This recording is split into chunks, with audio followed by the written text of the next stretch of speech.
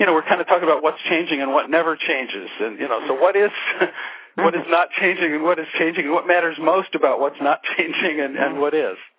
Well, that's so great. You mentioned Advaita Vedanta, and that is how people speak about Ramana and Papaji, but I never heard Papaji embrace any particular dogma, certainly, as his, and I believe people said that more about Ramana than Ramana. Ramana was a 16-year-old boy when he awakened, and he was raised as a Hindu, but he wasn't a particularly religious boy, and he had a profound awakening and explored that awakening internally, and it was clearly manifested throughout his life as a non-dual awakening, and that's what Advaita means to many people. And the way I understand non-dual is really the totality of life. So when you mention that I don't exclude the messiness, it's like, that's right, that's here too. So whatever is here, and formlessness is always here, and then forms arise and disappear, but they are of the same substance, which is, we can name it anything, God, consciousness, truth, essence. It's the mystery, the great mystery to me. And I'm really happy to represent that, and I would say it saved my life, meeting Papaji and discovering the possibility of opening to formlessness, certainly, because I was so fixated on form at the time that I met him, and I was really fixated on trying to capture a particular kind of form that was conceptual or idealized. And I would have experiences, great expansive experiences, but they would inevitably pass. And so I was looking for something that I could hold on to, and I thought my teacher would show me how to hold on to something, but really, in meeting Papaji, he told me to let go of everything, to lose everything, to stop trying to keep anything. And it was only in that moment of willingness to lose everything, to stop, that I discovered what's always here. And then I discovered also other things appear in that. So the state of discovery may appear and disappear, experiences of expansion or contraction appear and disappear, but the truth of oneself is always here. And this totally freed me from my concept of my life, from my concept of who I am or who you are or who anyone is, and freed me from my concept of awakening, or freed me from my concept of practice, so that Papaji used to say you have to take whatever the word is that has meaning and potency for you, so awakening or the future of spiritual practice, and undress that word so that you aren't clinging to the conceptual formation of that word, so that you actually get to the essence of what it's pointing to. And that's what I hope to bring to people. Not to give them that, but to bring to them the possibility, the certainty that each of us is capable of discovering that for themselves. Thank you. Yeah.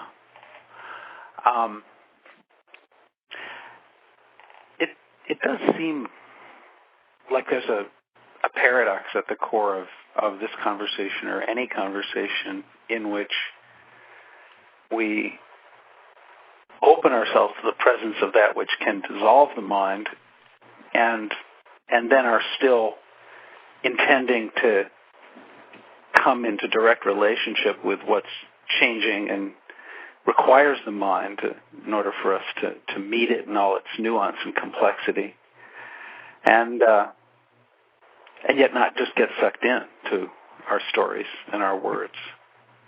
And and that's the spirit I hope we can engage the whole conversation. Yes. Yeah. Yeah. One of the key ideas that I've been quite moved by is that of an evolutionary view. That it's really only been in the last 20 years or so that we've seen enough to realize that this incredible history of cosmic evolution that we've now been able to observe through the Hubble telescope in some ways connects to the whole history of the evolution of life and biology, and that in a very real way continues in the evolution of consciousness and culture, and that in some sense, all our pure sciences and natural sciences and our study of history and human culture they do weave together in a single trajectory, and that's almost it's kind of a stunning vision, and we're seeing that right at a time when we'll have to make choices as a whole species in order to live in a way that keeps our biosphere under our feet, so to speak, and it seems like a momentous moment that maybe even has some spiritual significance. Does it strike you that way? Do you relate to this sense of evolution as a source of inspiration in terms of the relative side of the street? Well, I love discovering stories of evolution and recognizing how we have evolved and how we haven't evolved, and I find it very inspiring, and it's also inspiring that it's been going on long before we discovered it. And so that's also humbling, and we are continuing to make discoveries about. Every time I open the paper, it seems like we discover that the universe is much older than we thought it was, or it's expanding more, it's contracting more. There are these continuing discoveries that, to me, are paradoxical in the sense that we can be empowered by that, but we also must be profoundly humbled by it, that there's so much we don't know in recognizing what we do know. And then there's, in that, the possibility to recognize there's so much more we don't even know that we don't know. And so to be conscious in the midst of that is thrilling. I find it just a thrilling time to be alive, but I really don't know where we're going. Some days it seems really good, and some days it seems like we're regressing. So I don't speak from any point of knowing that we are going to actually evolve in a spiritual way. I see very much of our past unproductive ways showing themselves in all arenas, political, spiritual, families, communities. And so in that there's a sense of no matter how we try to evolve, if we are still using the old ways of thinking and the old reliance on conceptualization of the world, we will somehow still be following those tracks. And so I would hope that my contribution to this conversation would be the possibility that we can trust something in our mind, an aspect of our minds, which can actually be quiet in an active way, not in a sleep way, but to actually be still, and in that be fully available to discover what the potential choices are and what our choices are if our particular personal or even collective agendas are put aside. So maybe to make that a little clearer, the way I see the mind, and when I'm talking about mind, I'm in general speaking about brain function, and I'm really, to all of us in this age and in our subculture, speaking to the cognitive aspect of our minds, our thinking process, which is the lord of the realm as far as most of our world is concerned, and even our spiritual world. I think the last age of enlightenment was Descartes saying, I think, therefore I am, and that's actually putting the concept of myself before the being of myself. And so there is that aspect of our mind, this thinking mind, and I have discovered that it either moves towards something, even something as beautiful and as true and as possible as evolution, or it fights against something, which may be the messiness of life or one's own internal messiness, or it hides or denies the fear of something. And so there's also another possibility, and that is what my teacher said to me, which was to stop, that we also have the capacity to stop, to be still, and in that to discover what is here. And obviously when I'm speaking to people, I'm really pointing to what is always here, regardless of what we are doing or not doing, or the activity of our mind moving towards something or away from something or fighting something, but what is all of that appearing in? And from there then, actually receiving the possibilities of evolution, the possibilities of awakening, rather than directing. I think that's really what I'm trying to say. Rather than directing it, really receiving it. Because there's another part of our brain which is open and makes no distinctions between ourselves, our bodies, and nature, and life, and each other, and is free and in love. And I believe that we as a culture have ignored that in favor of the survival mechanism of thinking ourselves, thinking our culture, and even possibly thinking what should happen for evolution. So my point is that we have the capacity to discover, and that comes from surrendering to what's here, to be quiet. Hope that doesn't end the conversation, though. Well, you know, that's funny. I totally appreciate that. I feel like that ground in a profound, surrendered presence to what's much deeper than the movements of the mind is certainly the ground of my own sanity. You know, and I'm been on the path for almost 40 years. I'm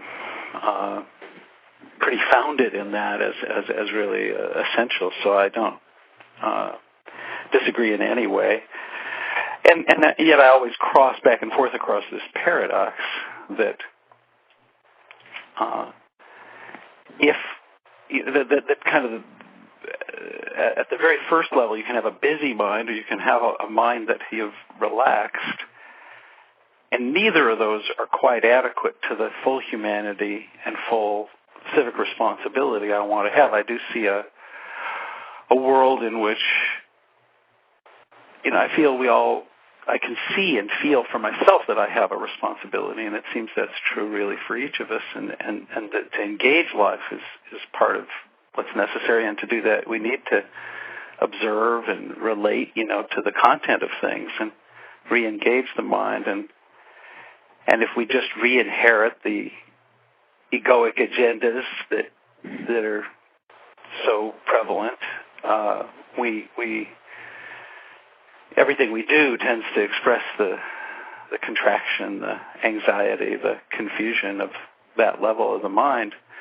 But if we end the conversation there, as you put it, and just release the mind, we could be guilty of what some people call spiritual bypassing, you know, where we would resort to the sense of transcendence and then not really fulfill our responsibilities. And so it's a delicate thing to rest in that profundity and still not and still engage and care about this relative world that we do love.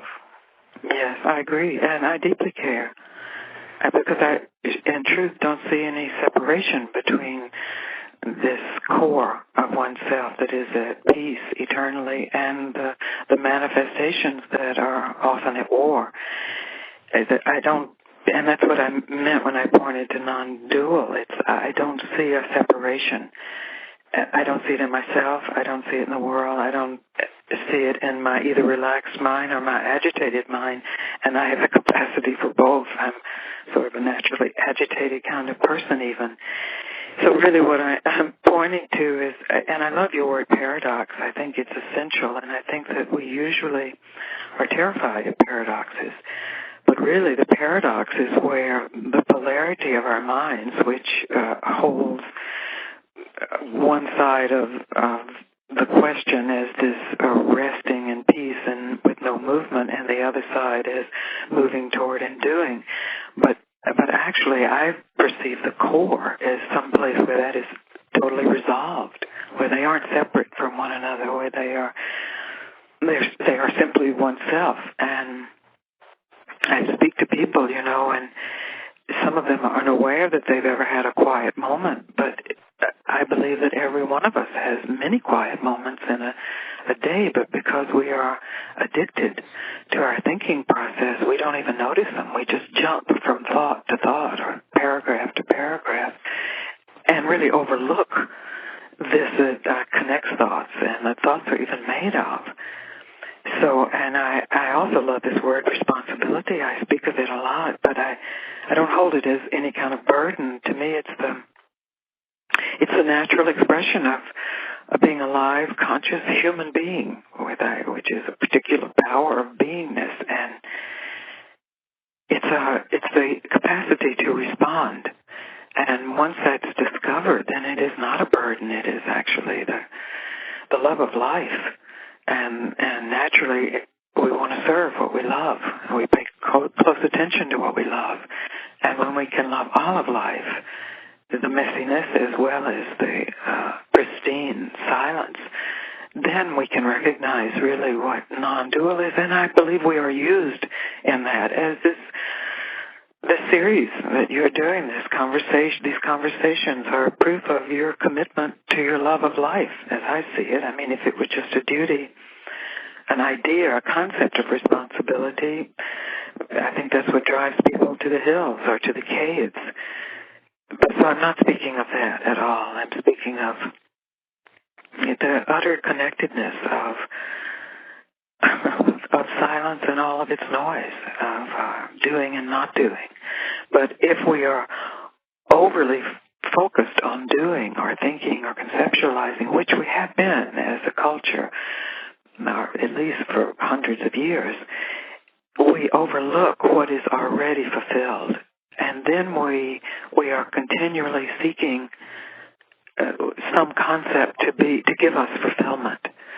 So when you speak of being grounded in the truth of your being, I recognize that as a fulfillment, and that then this service that flows from you is simply an expression of that fulfillment.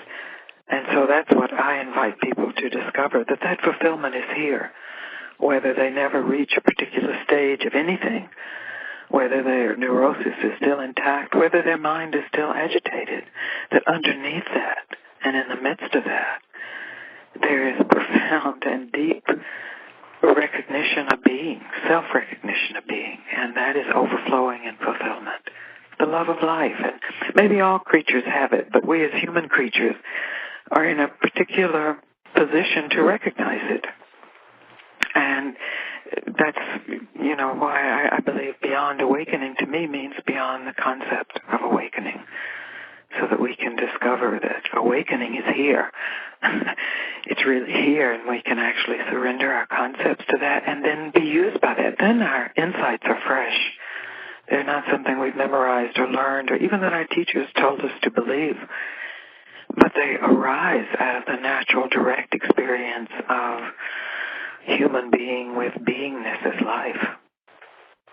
And I don't mean that in any abstract way. I mean that very concretely as a particular human being, an individual human being. If that makes sense. Yeah, that makes great sense, and yet there's a.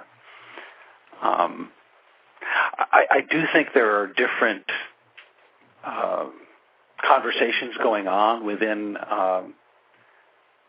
this large community that's paying attention to this call. There'll be people who are, and I'm one of them. I do feel impassioned as I recognize, in some sense, what I feel like I'm recognizing is that which never changes. That which has been the source of all sanity in my life. If it hadn't been for the grace of my guru and my own release from the incredible suffering and agitation of my born pattern, I wouldn't be able to participate in this conversation in an essential way. These would all be ideas to me.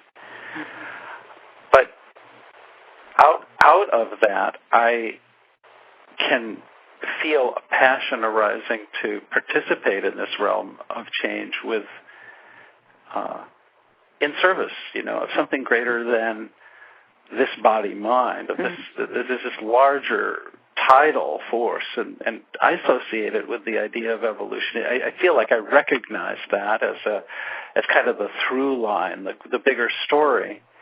And I feel inspired, especially because we live in a time when human decisions may, we may go into some crises here that could be violent enough to create cultural regression and kind of a dark age, or could be handled wisely enough that the crown jewels of human cultural development, these, in some sense, we're among the most privileged people on the planet just to be having a conversation like this. And I love this. I want what we're able to do to continue to deepen and to go further. And I feel a kind of responsibility to be a caretaker for that, to try to bring people together such that some larger service to our world that is lit by a freer consciousness than the kind of mind that tends to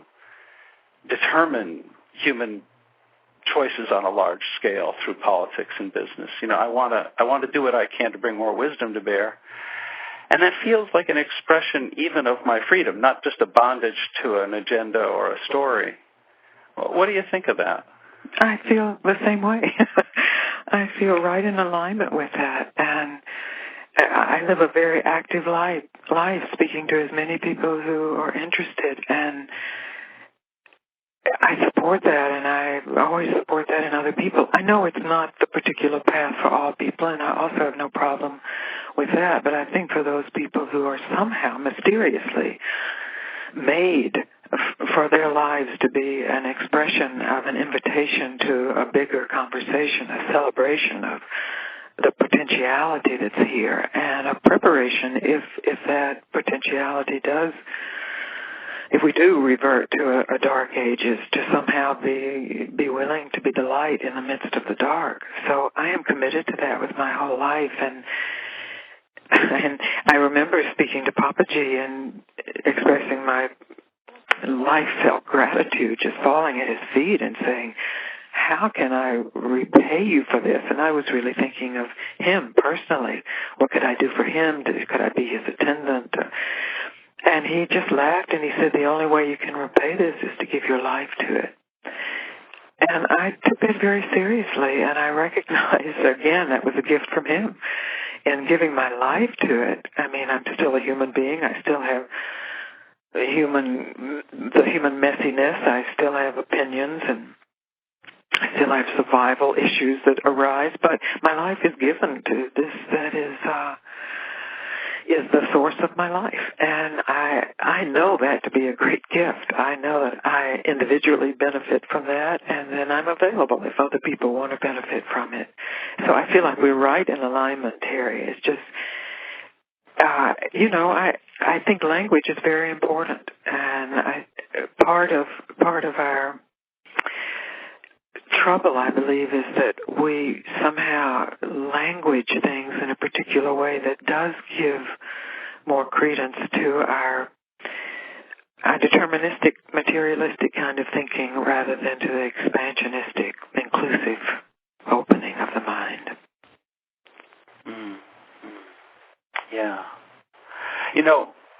This one of the things that strikes me about this, a friend of mine put it to me, I thought, in a way that sounded very intellectually smart, that there's an involutionary and an evolutionary perspective. That the involutionary perspective would be the perspective of our great spiritual traditions, that is really all about awakening from the dream, going to the root of attention and awakening from the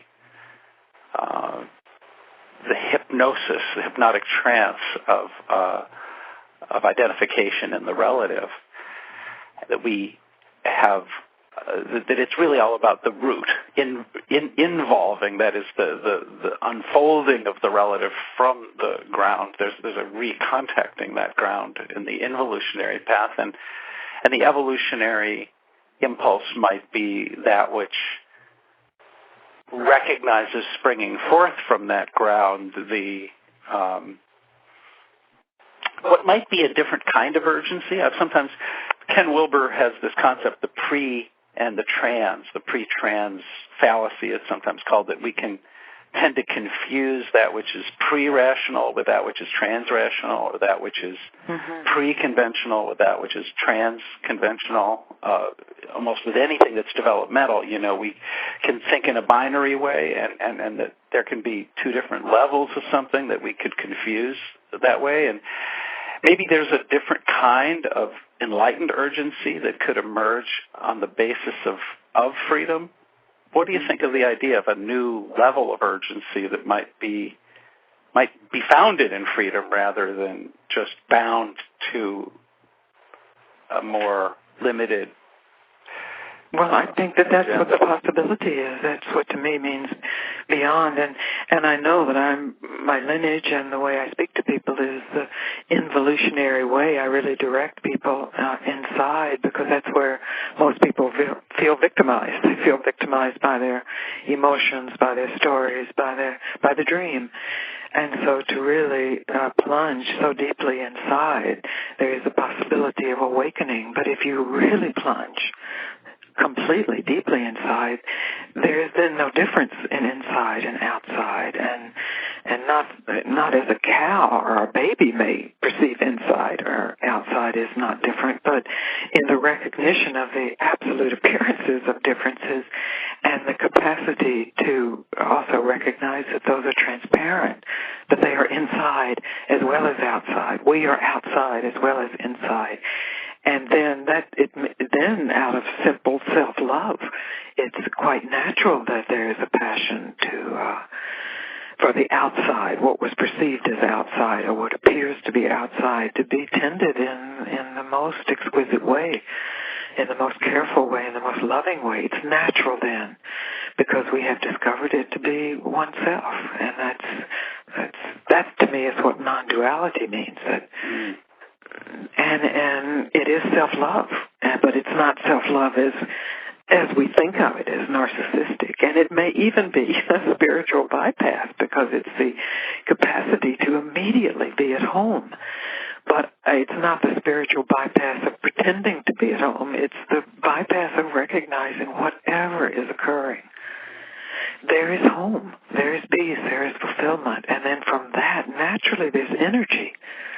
There's capacity. I mean, I'm 68 years old, and I have to say I have more energy for meeting with people, for speaking with people than I had 20 years ago, or 30 years ago, certainly, when I was so caught up in my search for acquisition of power or rescue or redemption. So the immediate return home then just it frees up attention, at least, and usually enormous physical and emotional energy, naturally, without even doing anything except the willingness to meet what hasn't been met, to open to what we are running from or fighting, and to be still in the midst of the impulse to reach for something. So yes, I feel that's the only true urge, is when it comes from that fulfillment. Otherwise, we are using words of awakening, but we're really trying to get something that will save us. In recognizing that fulfillment is here, you're not trying to get anything. I want the world to be better, but I'm not trying to get it to be better. I'm giving myself that it be better. It doesn't have to be better for me. Mm-hmm. And that's where I think that spiritual seekers have to be really ruthless in their truth-telling.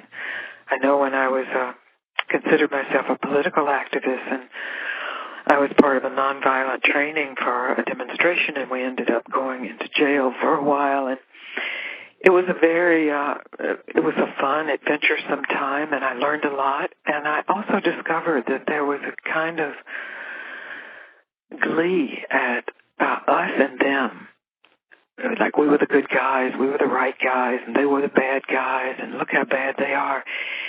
And it was very disillusioning to me, and I actually withdrew from politics at that point for a period of time and began to be more involved in spiritual circles. And I also recognized the same thing there, a sense of, well, this is us. And so there was something that for me, and I can really only speak for myself, that for me needed to somehow cut through the dichotomy of me and you and us and them and pre and post and advanced and not advanced and enlightened and not enlightened. It's something that had to resolve the dissonance, the cognitive dissonance of competing worldviews, because they're all there, you know. I mean, some days we are radiant in our brilliance, and some days we are just dark in our stupidity. But the resolution of that is back in the ground, which is always here, which I call home, and I also often call it the ground of being. So really, that's all I'm saying. I don't feel I'm in conflict with, certainly not with anything you say, Terry. I don't know, you know, about other people. I'm sure that we could take great issues. I really respect the intellectual point of view. I don't consider myself an intellectual, but I'm in awe of intellectual capacity, and I'm a student of history, and I love the new science, and I read the science page, and I'm active in my community, my politics, but that's not what's leading me. That's just an expression of the way this particular character is made. And there's room for all kinds of expressions. I mean, people can be hermits and be actually serving evolution.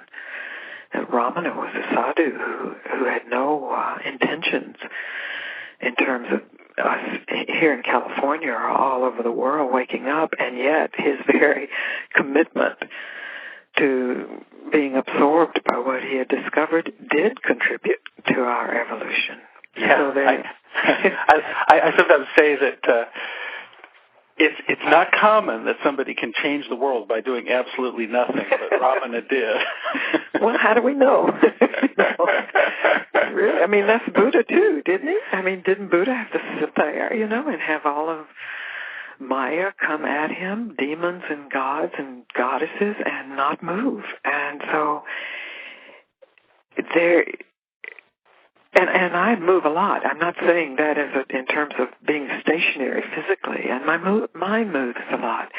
But for a moment it had to stop because I was so overly identified with the object I had made of myself in my mind and that I had made of other people, and the ongoing rearrangement of those objects of me and them and the world, and the victimization of that it was essential for me to stop. And from that stopping, all stopping and going, all relaxation and all agitation, there's room. I guess that's what I'm saying there. Yeah. There's That's room great. for everything. Well, you know, I feel that's been very rich. We may get some more questions on that, but I'd like to move in a little bit of a different direction to talk about a teacher-student relationship. I had an exchange with you, gosh, you know, this must have been 18 years ago or something, in which I was appreciating what you were doing, and I think I mirrored back to you that what it seemed to me was going on was that you were always speaking to the awakened being in each questioner, that you were really seeing their freedom rather than seeing their limitation. And that might have, I think that's part of what's effective about your work. And you replied, no, that's the whole thing. Well, that's good. I stand by that reply. That's my job. So, you know, there's a lot of controversy right now about the roles of teachers and students, and we don't surrender in the same traditional way generally that people did in India, or that the first generations, you know, when you and I were young in the past, we gave ourselves to our masters in a wholehearted, unqualified way that's not really common anymore. There have been too many scandals and stories and this and that, and people are a good deal more wary, and I think the dynamics of students and teachers have shifted, and it may not create the same intensity of a container that it used to, which may be a disadvantage, but it may prevent some naivete and projection that was maybe not useful, so that may be a plus. I wonder if you have anything to say about the evolution of the teacher-student relationship in contemporary spiritual culture and what you see that's most exciting or most dangerous, most important to notice. Well, it's very interesting because I don't really play the role of a guru. I don't feel I'm equipped for that. I'm a private person, for one thing, and I'm not interested in directing people who come to me and call themselves my students. I'm not interested in directing their lives or interfering with their lives. I feel that that's not my role. Really, I have a role, and that's to be myself, share myself, and recognize myself in everyone. And yet some people call me guru, and in that they often project and idealize a way I should be, or I should act, that I should not be human. And when they recognize I'm human, they are either crushed or they're more deeply enlightened because they recognize the idealization was a concept in their mind. So in terms of myself, I watch it all unfold, and it can be heartbreaking because, of course, I fall in love with everyone I meet because I'm meeting myself and I'm in love with myself. And so when someone, turns and decides that my actions are destructive to them or abusive to them in a way that I had no perception of and felt like I was absolutely non-interfering in their lives, it's shocking and heartbreaking. But to me, it's okay to be heartbroken, that's the nature of being incarnate and being totally present and involved in life. And when I was with Papaji, I can remember there was a moment where, there were lots of things he did that I didn't particularly approve of. I mean, I didn't like his politics, and he definitely played the role of the patriarchal guru, and I was coming from being a liberated Western woman, so there were lots of things that weren't matches there. But I also recognized that he was offering, and I was receiving this gift that just put me to my feet, and so my surrender was absolute to him, and yet my integrity was intact too. So I didn't feel I would be sent to hell for disagreeing with him, and I did disagree with him, and I never found him to mind. I mean, he might mind it in the moment, if we were having a small disagreement, but it didn't matter because that was what was happening at the human level, at the more deep level, the level of really falling in love, because I think that's what you're pointing to. I mean, I fell in love with my teacher, and when you fall in love with someone, there is a surrender. It is out of your control. And also, an essential byproduct of that, especially in the student-teacher relationship, is that you pay very close attention to what that person is saying, what that person is pointing to, or what that person is in your life. And with Papaji, I remember sort of attempting to play out some of my usual roles, like the sweet daughter, and he wasn't having any of that, or the seductive young woman, although I wasn't so young then, he wasn't having any of that, and until I finally realized all he wanted when we were together was for me just to be open, to be myself. And sometimes that could appear to me to be stupid, and sometimes it could be brilliant, but as long as I wasn't doing anything to get him to be somebody in particular for me, there was absolute transmission.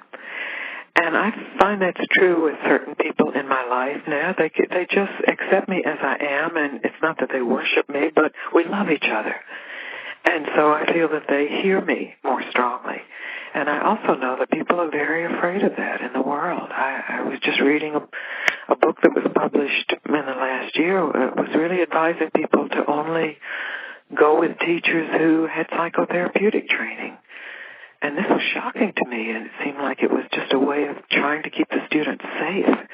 But that it also sounded like, the church saying, only go to a priest for confession or absolution. And so I realized that, there are these other forces. The psychotherapeutic realm is like the secular church of our time, and there is dogma there. And while it has helped innumerable people, and I have suggested people go for therapy, still that it has an influence, and part of its influence is about boundaries. And I respect boundaries, and I demand that my boundaries be respected.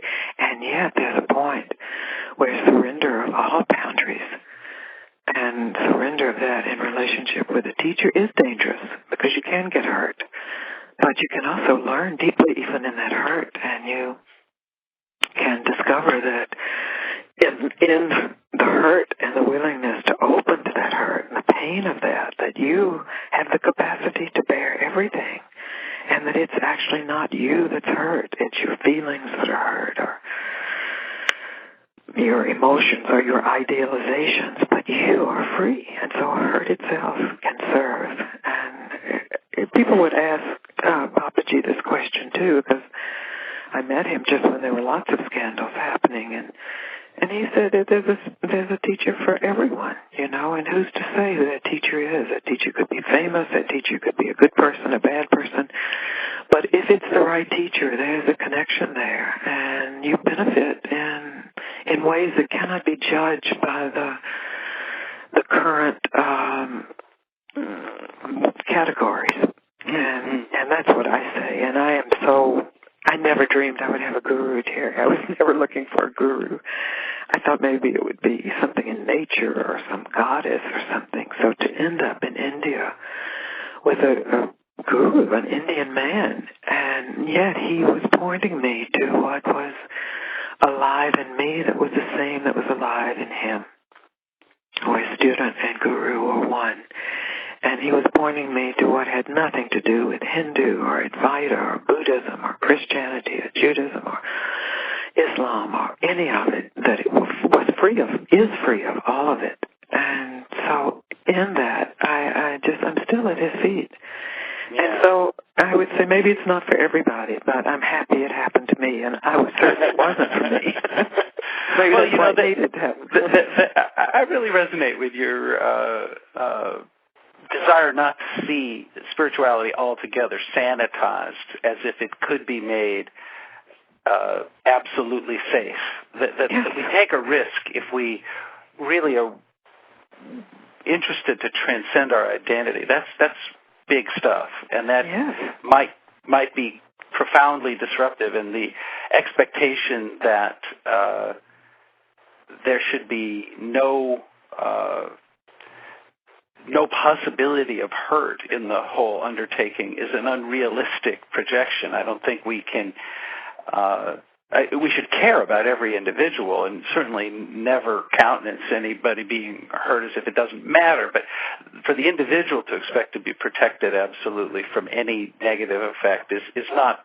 Our spirituality can't be burdened with that, or it begins to be put in a straitjacket and sanitized and reduced to something less than the fire that it is. That's right. It's a childish wish, to not be hurt. If you are going to live life fully, there is hurt. There's hurt here, and we can bear it. And we can actually, our hearts can stretch with whatever hurt appears. And we can discover that in the willingness to leap into love, wherever it happens to be evoked. Mm-hmm. I have one other question. It's maybe a little more. You don't have to have an answer to any of my questions. But let me ask this one. I asked this of you a long time ago too. This is one that I'm not sure there is a good answer to, but help me with this. I was feeling as and I've felt this many times, but I remember it was in a satsang with you, that there was an awakening that was true of me in that moment, and I could feel that there was the potential for us to be a culture of practitioners who could be responsible for a more awakened point of view, and that something new could happen, that the models that I knew from the traditions, which were mostly similar to the occasion I met you in, where a teacher sits at the front of the room and everyone relates to the teacher, that if we really want to change our world, it isn't like every individual can then, the model can't be that everybody gets up and sits in a room and does that. That can't be what everybody does. Somehow, it's been given to you to do that, and that's a beautiful thing. And maybe you don't know what's given to the next person. You don't have to have an answer. But I'm pondering how we can have a culture of awakening, of awakened people of all types, at all levels, that there can be a version of integrity and a version of freedom that is there, for butchers, bakers, candlestick makers, for everybody to do in their own different way. And what would that be like? Do you see something like that possibly evolving? Do you have a sense of how we could serve that into being more fully? Do you see it emerging spontaneously? What do you think about that? Well, I think that's absolutely essential, and I do think that is occurring, that when we are willing to recognize that nothing has to change for us to discover what is true and what is here, then we can go the yogic path if that's what draws us, but we don't have to go the yogic path. We can go the psychotherapeutic route if that's what fits with us, but we don't have to. That we can recognize that nothing has to change in our lives, or everything can change in our lives, that is also secondary to what is here. Then, yes, I really do see that. I see that in all kinds of people. I meet with professional people who aren't going to change, being doctors or nurses or psychiatrists or ministers, and I meet with people who live very quiet, private lives who are overflowing with this self-recognition. The issue is really how we support one another in that, how we are willing to recognize one another in that, and because always, the mind will be active, and there's this, or my teacher said, and I absolutely trust he was correct, that we need to remain vigilant to our last breath, that the mind is made to encapsulate and even co-opt what our latest experience of truth is. And so the way we can support one another is across the board, either as teacher-student or as colleagues or as even strangers in a store, just really your willingness to be in yourself as you are living your daily life, to not practice your concept of yourself, but to, in fact, live the truth of yourself. I absolutely know that's possible. I know it's happening. I don't know whether it will get to be a kind of critical mass, because it's also quite obvious that in lots of places it's not happening. I mean, I live in an area where there's a neo-Nazi organization in Medford, just 10 miles down the road, and it's Christian fundamentalist around, and so I know that I'm a realist in terms of what else is going on in the world, but so what? What's our choice, I mean, we can give our lives to this fully and discover then what the result is, and I know it's possible, but I don't know what the end will be. I don't need to know, because I know where my life's given. I know where your life is given. And I know even where the listeners to this are given. Even the ones who agree or disagree with this conversation, that's secondary or cynical about this, or it doesn't matter, because deeper than that, they are called. We are called. And that in itself remains a mystery. And we can surrender to that mystery to direct our lives or to keep us private or public. I think that's such an important thing. I'm really happy you brought it up. I can remember when I had my child and I was reading Summerhill, which was about a progressive education in England, I think, and we decided we would raise her that way, and it was horrible. It was terrible, because we were totally coming from this idealized version of what it would mean to have a free child, but we weren't free. We were still struggling with our demons. One little trouble there. One little issue. There's one last thing.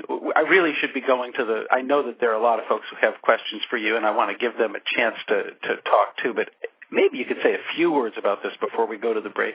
I had a really interesting conversation on our last call with Claire Zammit about a new co-creative partnership arising among women and then also between men and women, a kind of a shift perhaps in the ways that gender has played, and she was suggesting that something new could become possible. Is there anything you'd like to say about that issue as a woman who's a teacher to both men and women? And I'm sure this theme, has blown through your work many times across the years. Yes, it's interesting because, as I was saying to you the other day, when I look deeply enough inside, I don't find... Well, first I find a man and a woman. I mean, I have male aspects that are actually quite dominant sometimes. And yet I know what it means to be a woman and to open, but I'm sort of a young type woman. But when I go even deeper, I don't find any gender there. There's something that's free of gender. My essence is free of gender. And so there's that, and I feel like that's what I meet when I see other people, in that I really don't see a difference in men and women. And yet I recognize that we are made differently. Our bodies are different, our hormonal surges are different, and our training and conditioning is different.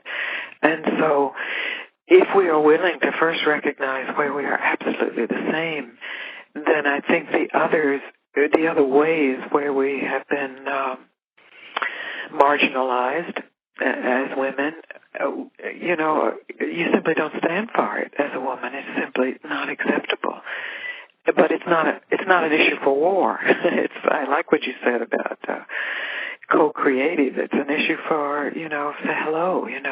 There's nothing really different in us. And as a woman, I felt some discrimination as a woman, certainly when I was with certain political circles and in certain spiritual circles, because the great icons were men. And that's why I was shocked that my teacher was a man. But and even he had opinions of women that I didn't think were enlightened opinions of women, and yet he gave the transmission fully to anyone without deciding whether they were worthy or not, or male or female. So it's a mess. It's a part where it's messy, and in our willingness to meet the mess of our relationships and our internal selves, then I believe we just naturally speak the truth to each other more. And we are in this together. And we need each other, whether we sometimes we don't. We wish we didn't. We can get into those difficult places. But well, thank you so much, Gangaji. This has been great. I have an obligation, despite my own inclination, to keep going, to take a break so that others can join the conversation. If you're listening via the web, you can go ahead and type out a concise question in the instant teleseminar window starting now. But before we begin to answer any questions, I have a few things I'd like to let everybody know about. First, I'd like to thank the presenters of this series, Integral Spiritual Practice and Evolving Wisdom. Beyond Awakening is also made possible free of charge by the generosity of our many wonderful sponsors, including the new movie called Letting Go, that will entertain and delight you and exponentially guide you into uncovering and living the truth of who you are. It is designed to support the worldwide awakening to truth that is already sweeping the planet. If you are already exploring the non-dual path, then you will find its insights and perspectives enlightening and refreshing. It also gives you powerful tools to use to introduce non-duality to those around you. Letting Go will give you practical tools you can use every day to let go of the anxiety, anger, frustration, and limiting emotions that prevent you from recognizing your true nature and that cause you to re-identify with the dream. As you watch this movie, it will make you laugh and cry as it deepens your own understanding and openness to your own intuitive knowledge. To order the film, visit lettinggo.tv/movie-DVD. lettinggo.tv/movie-DVD. And also the International Society for the Study of Subtle Energy and Energy Medicine, ISEEM. ISEEM welcomes researchers, healers, teachers, pioneers, anyone who's dedicated to living subtle energies as they relate to consciousness, healing, and human potential. ISEEM is a world forum for promoting understanding, exploration, research, and application of the energies of consciousness. That's ISSSEEM.org. 3 S's and 2 E's, ISSSEEM.org. And our sisters in evolution at Feminine Power, where evolutionary women around the world are waking up to the extraordinary and committed passion of their feminine power. Find out more about the acclaimed work of Claire Zammit and Catherine Woodward Thomas and download a free 75-minute audio introduction at femininepower.com. It's titled The Keys to Feminine Power, Awakening the 3 Power Bases of the New Co-Creative Feminine. Look online at femininepower.com. And finally, this coming Sunday, just 3 days from now, again at the same time, be sure to tune in for the next dialogue in this series. I'll be talking with Dr. Rick Hansen, a leading expert on the latest neuroscientific discoveries and how they inform spiritual practice. Rick is the author of the truly excellent best-selling book, Buddha's Brain. I'll be speaking with Rick at 5 p.m. Pacific time this coming Sunday on The Awakening Brain. Okay. Now let's get to the question and answer section of our dialogue here. We have, let's see, we have a question. We had a question that disappeared from my screen. I'm having a little trouble with the interface here. Pardon me. That's the best answer. We have a question from Israel. Looked like a very interesting question if I hadn't lost it. Okay. Here we go.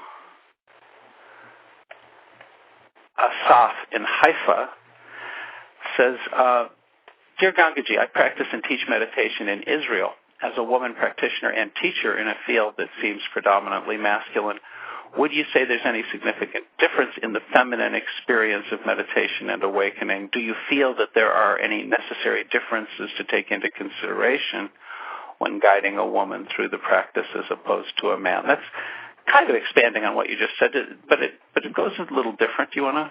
Yeah, I think it's interesting because really when you're speaking then of someone learning a skill like meditation, you also have to take the body into consideration. And so women's bodies have different needs at different times of the month. They have different hormonal things, and just the recognition of that actually can serve the woman student in recognizing if there is like, say, a pre-menstrual or premenopausal surge of hormones, that rather than believing that, they can actually open to that, and that can actually serve the meditation and the capacity to be still in the midst of an onslaught of biochemicals. So, and men, it could be different. You know, men, not being in a male body, I can't really speak of that, but I know that women are just naturally physically looser. So I always give people permission to lie down, to be comfortable, to actually tend the body rather than go against it. But I know that the more male approach is to, sit straight or stand even, and that's fine if it suits the person. I think it's even more individual in men and women. It's really discovering what works for a person to release where attention is caught by the body and mind, so that the spaciousness of the open mind, which is the point of meditation, can be realized by student and teacher each time. Mm. I see a couple of questions here that might relate to one another. If you don't mind, I'll read a couple of questions. You might want to kind of weave the answers together. Lawrence in Santa Fe asks, how do we bring the intuition of what's already here out from the stillness into the full spectrum of activities? And Cheryl in Sydney, Australia asks, hi, I really love listening to both of you. itself doing everything through the body, experiencing, I think she means capital S, self, doing everything through the body, experiencing all, and am I just thinking I'm doing everything? Could you say a few words about this? There's a sense of just watching things be done, but that can feel like doing. I'm a bit confused about that. Well, I would say the first part of the question is that it is already here. I mean, maybe that's the answer to the second one, too. The silence is never absent. Silent awareness is always present, whether there's activity or inactivity. Our tendency is to focus on activity, whether it's activity of mind or body or events, and simply overlook that focusing is actually coming from the source of silent awareness. So there's never an instant when silent awareness is not present. So the thought of bringing it somewhere is actually back to this issue I was talking about, that's our thinking, the thinking aspect of our mind trying to lead the show. Really the invitation is to let that follow. And when it follows, it's quiet, and then it is used through insightful thoughts, creative thoughts, fresh thoughts, but not the same old thoughts. And we know the difference. You know, one is free and fulfilled, and the other is habitual. And so it's really as we sort of titled this program, you know, what are you practicing? It's recognizing, are you practicing your habitual thoughts, and are you willing to give up that practice and be still? And then you recognize the stillness that's always here. So to be still is first an invitation for the thinking process to stop its activity. And then from that, you recognize what is here, and then in the midst of a thought, you can stop and check, is that still here? And you discover for yourself what's always present. Because we know that thoughts change, and bodies change, and moods change, and states change. But what's always here, that's reality. And I've sort of forgotten where the second question went. She was kind of asking if the self is the one doing everything, and am I the doer, you know, or am I watching the doer, the greater doer, do it through me? Yeah. Well, it's really back to what's aware of the watching. And then this doing self, me, it, this is all then mental constructs pointing to, if you are willing to undress those constructs, you discover what is always here. And doing then appears in that, and we assign a doer, because that's the way we're made. That's the way our minds are. This I am this body is a thought that arises for the survival of the body, and it's an important thought, and it's an evolved thought. But it's not the final. It's simply a thought. It's very useful. But at this point, anyone who's listening to this program has already survived. And so you have the capacity to not follow any thought of I am doing, or I'm going to do, or I did, just for a moment. There's nothing really wrong with those thoughts. They aren't evil thoughts, but they cover what is here, being. So without being, there's no doing. Discover yourself as being. And then these other questions are metaphysical. You know, we could have all kinds of conversations about them, but first discover the beingness under the thought, before the thought, after the thought, in the midst of the thought. So on the ground of that beingness, there is any doing we need, but not in a way that is somehow losing touch with that ground of being. That's right. Thank you for saying it so clearly, Terry. That's great. Well, I want to give everybody a chance to ask questions. We had some requests. There'll be more people with questions than we'll have time for. So if you have a question, please make sure it's a question rather than a commentary, and try to keep it as direct and to the point as you can, and trust that Gangaji can understand it without a whole lot of extra context. And if you have a question, please raise your hand by pressing *2 on your telephone. So people who are calling in by phone can press *2 to raise your hands. So please go right ahead and do that. And we'll see if we have some questions here in a moment. I don't see any right away.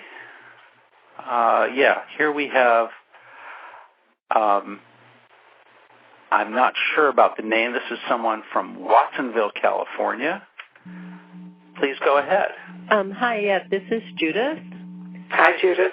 And I was just, I guess my question is basically if the community is aware of a teacher who's sexually exploiting students, what do you think needs to be done? Well, the teacher needs to be confronted, clearly, needs to stop. Is there more you want to ask about that, Judith, or is your answer complete? Well, I guess I was trying to make a real concise question. I guess I'm just aware that too often communities seem to not really do much to stop that sort of thing, and so I'm not sure how. So is this the community you're in right now that you're actually involved in, or is it more theoretical? Well, it's sort of I'm an Episcopal deacon, and I'm also a survivor of abuse, and I've just seen the way the church has dealt with. I know a lot of other survivors, and I've seen the way the church has dealt, especially when people have been exploited as adults by teachers or clergy, and it takes a lot of courage, doesn't it? Because there is this assumption of authority, and it feels as though you almost have to risk your life to raise your voice, and so it really is a courageous matter to raise. But then there's other dynamics that can creep in where there have been occasions where people have been accused of sexual misconduct falsely, and we now have something of maybe a hypersensitivity to this issue where the dynamics can work poorly and not only in one direction. Yeah, I think communication is the key here, and really what you were saying, Terry, about you feel as if your life is at risk. In that very moment, this is a real spiritual issue, and so to be willing maybe for you to take it on yourself or with a friend to go to this teacher and at least let the teacher know this is what is being said and that it's not acceptable, and then to see where it goes. Well, I guess in terms of my own situation, I've done that and watched the church not do anything. Yeah. So that's where it's very difficult. Sure. Yeah. It's really difficult. They have been confronted and acknowledged that it happened, and basically, they've been allowed to continue. It really takes creative engagement in a way. There are no sort of formulaic answers to a problem like that. How does one creatively engage? Do you withdraw? Do you find a way to raise your voice more loudly or work creatively behind the scenes? It's a situation that calls for one's whole being and for really an integral and heartfelt response. Don't you think, Gangaji? And I think that this is indicative of so many situations like that. I mean, slavery is still happening in our world, and the horrors that happen in the Congo, to women, there are so many horrors, and as you say, they're happening in a very civilized place and a respected institution, and in that sense, it's happening everywhere. It's happening in every neighborhood in the world, and so to somehow recognize it is part of what we are in, and to then discover how we can play a productive role, and also, as you have recognized, it may not make a difference, it may not change, and in that that's a heartbreak right there. But you can open to that heartbreak, and you can maybe discover from that a more creative, as Terry was suggesting, a more creative angle, a more creative approach.